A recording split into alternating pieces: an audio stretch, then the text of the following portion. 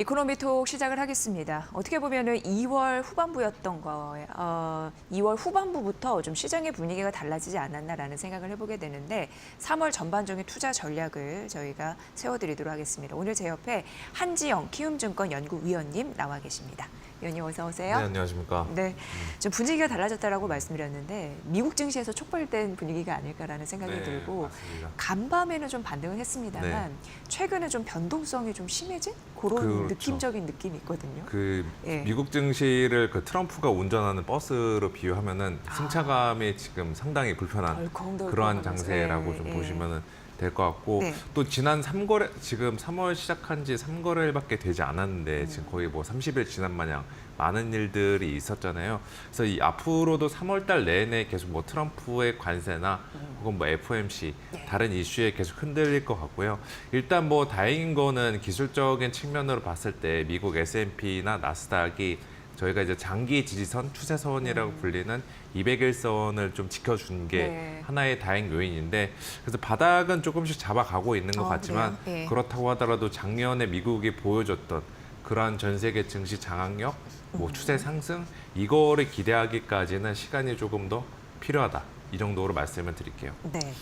바닥은 잡아갑니다만 작년에 우리가 시원하게 봤던 네. 상승세의 탄력은 좀 줄어들고 네, 있다라는 걸 아마 느끼실 것 같고요. 저희가 말씀을 드렸고 여러분도 뉴욕 증시 보신 분도 계시겠지만 반등은 했습니다만 네. 이게 이제 트럼프 대통령이 캐나다와 멕시코에 25% 관세 폭탄을 던지려고 했는데 한 달간 좀 그렇죠. 여유를 줄게라고 얘기했고, 그러니까 자동차 관세 네, 부분도 이제 맞습니다. 유예됐고 이런 부분 때문인데 뉴욕 증시도 이렇게 반응하는 거 보면은 많은 기업들이 관세 정책을 불안해하나 이런 또 느낌이 들거든요. 네, 맞죠. 예. 실제로 이번에 자동차 관세를 한 달 유예한 것도 미국 자동차 산업업계에서 예. 찾아가서 뭔가 이야기를 전달했다라는 후문들이 들리더라고요.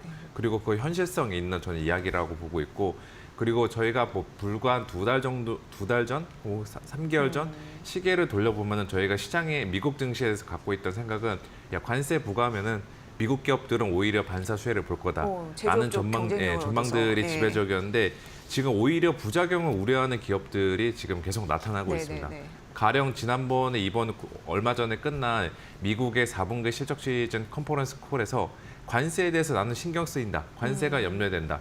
이런 식으로 언급한 S&P 500의 기업들이 절반이에요. 예.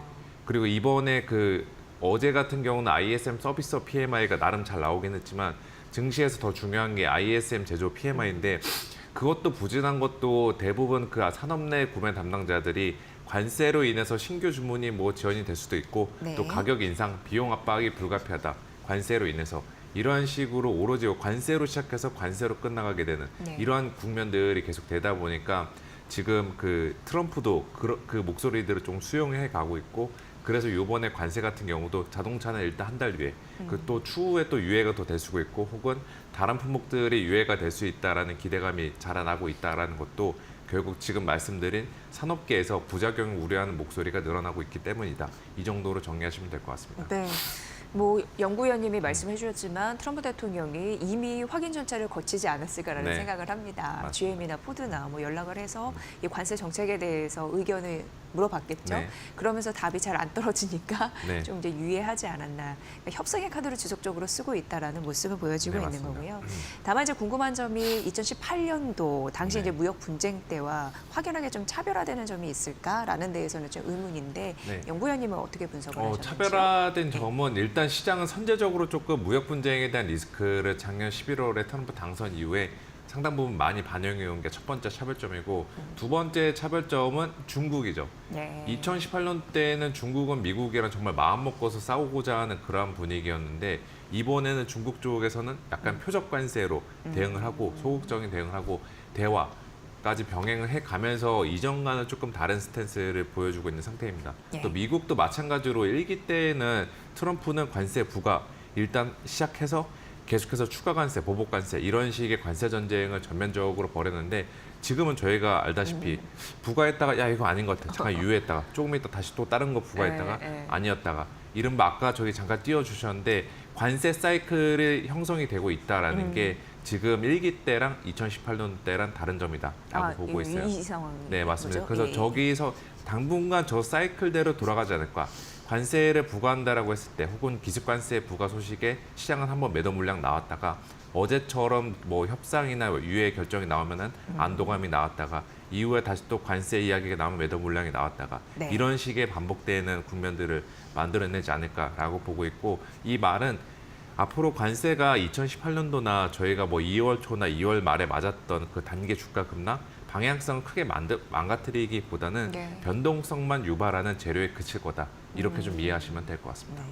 과도한 불안을 또 가지는 네. 것보다는 이렇게 관세 충격을 인해서 떨어졌을 때 약간 줍줍하는 것 하나의 그쵸. 지혜. 그러니까 이런 생각을 위원님 발언하시면서 네, 좀 맞습니다. 생각이 들었는데 중국 같은 경우에도 어떻게 보면 이제 대화를 통해서 그동안은 뭐 거세게 나갔다면 보복 그 수준, 네. 수위를 좀 조절할 것으로도 그렇죠. 예상이 앞으로도 되고. 계속 미국도 그렇고 다른 나라도 그렇고 서로 간의 눈치를 보면서 수위를 조절해가는. 그래서 네. 저 같은 경우도 관세는 없는 걸로 할 수는 없다라고 저는 보고 있어요. 관세 충격은 저희가 불가피하지만 우리가 우려했던 거, 우리가 예전에 맞았던 그 정도 수준의 충격은 아닐 거다. 네. 그러면 증시 입장에서는 이미 어느 정도 과거의 면역력이 생겼는데 거기서 새롭게 두들긴다고 하더라도 버틸 만한 체력, 펀더멘털은 예. 갖춰져 있다라고 좀 말씀드리겠습니다. 네. 위원님께서 첫 번째 질문의 답에 S&P 500 기업들의 뭐 상당수 절반 네. 이상이 관세를 우려한다고 하니까 자국 내 목소리도 트럼프 대통령이 듣지 않을까라는 맞습니다. 계속적으로 이어질 것 같고요. 어제도 느낌이 그러니까 시장을 보면서 있었던 게 수남의 장세는 지속이 되는데 관세에 유리한지 불리한지 네. 그 업종 따지기 굉장히 하고 있다라는 느낌을 지울 수가 없었는데 그쵸. 앞으로도 이런 흐름은 지속되겠죠? 뭐 되겠는데 문제는 말이 좋아 순환매지 거의 반나절 단위로 순환매가 일어나다 보니까 다들 거의 그냥 방망이 짧게 지고서 네. 번트만 되는 게 어. 최근 우리나라 장세인 것 같아요. 예. 그래서 저는 우리나라 장세를 지금 표현하는 게 올라가는 장인데 난이도가 높은 장세다. 그만큼 순환매가 빨리 일어나기 때문에 어렵네요, 투자할 때 느낌적으로. 평가를 네. 내리고 있고 네. 그래서 저도 여기서 드리고 싶은 말씀은 관세 뉴스에 따라서 관세 피해주 어디냐 이거 팔고 관세 수혜주 혹은 관세 철회했을 때 뭐 올라갈 수 있는 업종들 이런 것들 방망이 짧게 지고서 단기 트레이딩 관점 접근하는 것도 좋은데 그런 거랑 상관없이 좀 장타를 날릴 수 있는 업종들 저는 그게 이제 관세 여부와 상관없이 네. 구조적인 성장을 할 수 있는 업종이 거기에 해당된다라고 말씀드리고 있거든요. 저는 지금 대표적으로 생각하고 있는 게 조선기계, 이 조선기계, 방산과 같이 예. 묶어서 방산이라는 이 큰 거대한 테마 쪽은 뭐 향후 1, 2년 사이에서도 계속해서 증시에 새로운 재료가 유입이 될 수 있는 그런 테마기 때문에 방망이를 길게 잡고서 좀 멀리 보내고 싶으신 분들이라면은 저는 방산주 계속 방산. 들고 가기를 추천을 드리고 있습니다. 네, 방산 섹터는 우리가 계속 좀 지속적으로 봐야 네. 될 것 같습니다. 그 섹터를 좀 나눠본다면 조선 기계, 네, 맞습니다. 그리고 통합해서 방산이다라는 말씀을 해주셨고 최근에 그 주시장의 전략들을 보면은 과대 납폭된 성장주 이쪽의 비중 확대가 좀 필요하다라는 얘기가 나오고 네, 있는데 맞습니다. 그게 또 하나에 맞물리는 부분이 미국의 경기 침체를 우려하는 네, 맞습니다. 흐름이 있거든요. 그럼 자연스럽게 경기가 안 좋아지면 통화 정책을 쓸 텐데 네. 그럼 금리 인하를 그렇죠.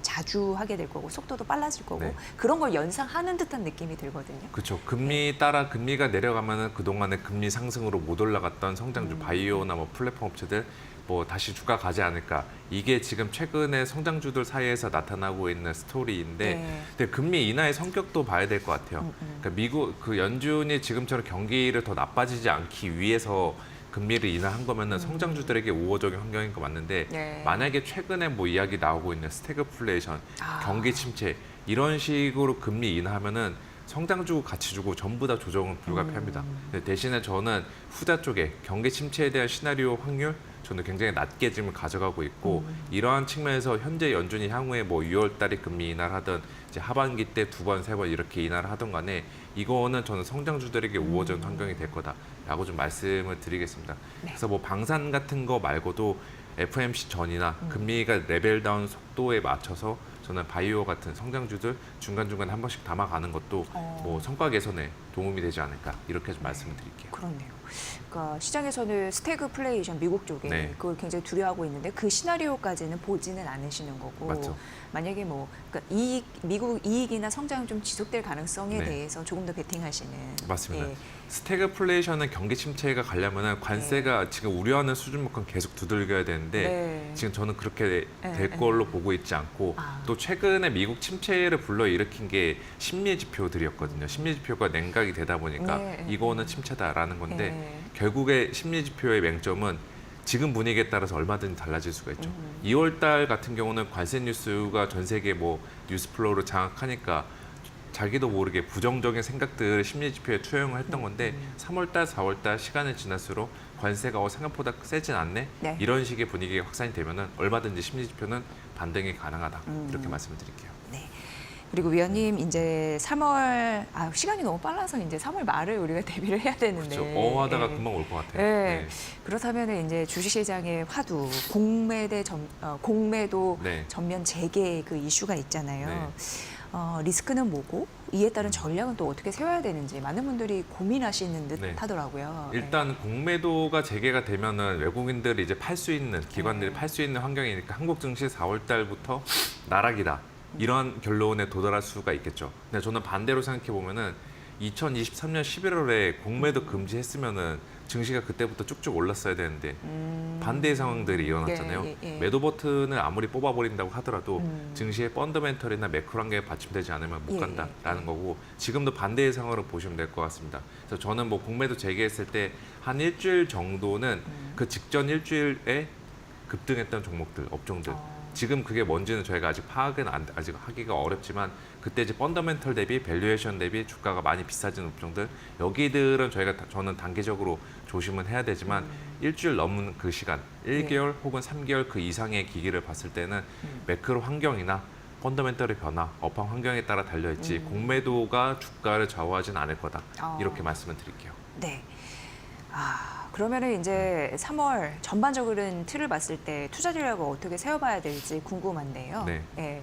어떻게 해야지 좀 수익을 얻을 수 있는. 요즘 난이도 높고 되게 예, 어렵긴 예. 하긴 하지만 그래도 우리나라는 미국과는 다르게 대외 역풍에 조금 나름 방어력을 잘 구축해주고 있는 것 같아요. 아무래도 작년 하반기 때 워낙 많이 빨리 맞은 감이 있는 만큼 네. 주가 회복력, 밸류에이션 매력들은 여전히 한데 문제는 이제 바닥은 저희가 하단은 경고한데 상단에 이제 2,700 혹은 그 이상으로 뚫고 올라가려면은 밸류에이션 매력, 뭐 관세 우려 생각보다 심하지 않다. 이거 말고 또 다른 무언가가 필요합니다. 그게 바로 이제 우리나라 기업들의 실적 전망이 반등을 해야 되는데 네. 아직까지는 반등의 신호가 나오지 않고 있다라는 거. 반등의 신호가 나오려면 결국에는 4월 말 지나서 1분기 실적 시즌 중반부까지 치른 다음에 애널리스트들의 이익 전망 변화에 좀 저희가 기대봐야 되는데 네. 지금 단기적으로는 그걸 기대하기가 어렵잖아요. 그래요? 그래서 3월 한 달 정도는 2,750포인트 이하에서 저희가 박스권에 갇혀 있는 채 순환배 장세는 계속 될 거다. 근데 문제는 순환배 장세 때 어떤 업종을 들고 가는 것이 좋나라고 보면은 관세 뉴스에 따라서 방망이 짧게 주는 그러한 전략도 필요하지만 아까처럼 좀 구조적으로 예. 장기적으로 재료들이 계속 유입이 되는 성장에 대한 재료들이 유입이 되는 방산 쪽이나 아니면 금리의 레벨 다운이 진행된다는 점을 감안했을 때 바이오와 같이 성장주 이 두 개의 그 컨셉으로 밀고 가셔도 저는 괜찮은 성과를 낼 수 있다 이렇게 좀 말씀을 드릴게요. 그러니까 일단 중요한 부분이 계속적으로 방산, 조선 기계 쪽은 긍정적으로 봐야 되고 네. 그 금리 인하에 대한 그런 모멘텀이 네. 붙어준다면 그 바이오 네. 성장주 네. 그런 기대감도 있다라고 말씀을 해주셨습니다. 그리고 만약에 예. 이 변동성들 요즘에 현기증 나는 장세들이 많잖아요. 전약 후강, 전강 후약 예, 이런 장세들이 예, 수시로 예. 나타나잖아요. 이 변동성 내가 견디기가 어렵다, 힘들다라고 하시는 분들은 저는 금융주들도 지금 충분히 괜찮습니다. 금융주, 네, 예. 주주 환원과 관련해서 은행이나 증권들 3월 달에 주통 시즌들이 지금 맞물려 있잖아요. 그거와 관련해서 밸류업 주주 환원에 대한 기대감들이 다시 한번 부각이 될 것 같은데 은행주나 증권주 같은 경우는 최근 상승장에서 많이 못 올랐죠. 이른바 소외가 됐었는데 네, 그 소외 현상을 해소할 수 있는 촉매가 주총 혹은 이러한 변동성 자체가 그들에게는 촉매가 될 수 있거든요. 그래서 그러한 업종들도 한번 대안군 하나로 넣어 보시면은 뭐 승차가 불편한 상태 속에서 그나마 조금 안전띠를 맬 수 있게 만드는 역할을 해줄 거다 이렇게 네. 말씀드릴게요. 왜냐면 이제 그 수식어로 비유도 이렇게 잘해주시니까 네. 이해가 쉬운데 아주 간단하게 어떤 지표를 좀 봐야 되는지 경제 지표나 요거 힌트 좀.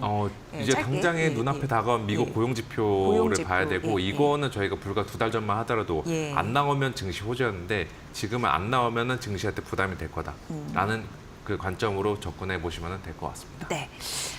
연구위원님의 그 여러 가지 3월 전략을 이 콘텐츠 안에 저희가 담아드렸습니다. 이후에도 한번 복습해 보시면 좋을 것 같고, 워낙 3월 그 전반적인 투자 전략에 대해서 꽤 두껍게 네. 그 리포트를 또 내셨더라고요. 아, 네. 그걸 꼭 읽어보시면 공부에 도움이 되실 것 같아서 여러분께 좀 제안드립니다. 이 부분까지 챙겨보시고요.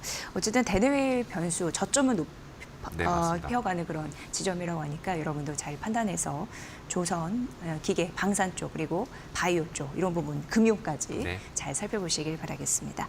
자, 오늘 이코노미 또 함께했고요. 한지영 키움증권 연구위원회 분석으로 들으셨습니다. 잘 들었습니다. 네.